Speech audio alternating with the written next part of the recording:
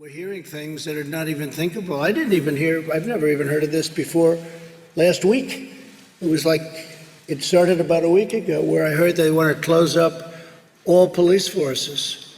That's what their attack on a very liberal governor in the state of Washington is. We want the police force closed. It's not like they want to sort of bring a little money into something else. They want it actually closed.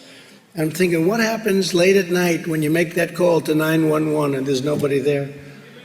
What do you do? Whether you're white, black, or anybody else, I mean, what do? You're dialing and there's somebody breaking into a house and it happens to be a violent person. There are violent people around, Pastor. Even you will admit that, right? We want to think the best, but you have some very violent people.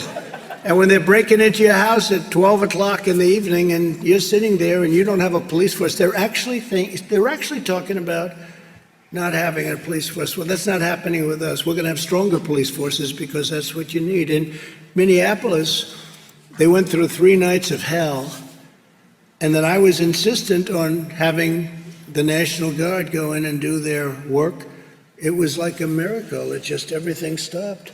And I'll never forget the scene. It's not supposed to be a beautiful scene, but to me it was. After you watch policemen running out of a police precinct, and it wasn't their fault. They wanted to do what they had to do, but they weren't allowed to do anything. It wasn't really their fault, but they were running down the street. They weren't allowed to do what they're trained to do. And they took over the precinct. They essentially burned it down. I'm pretty good at construction, I want to tell you. That was almost what we call a complete renovation, if you're lucky.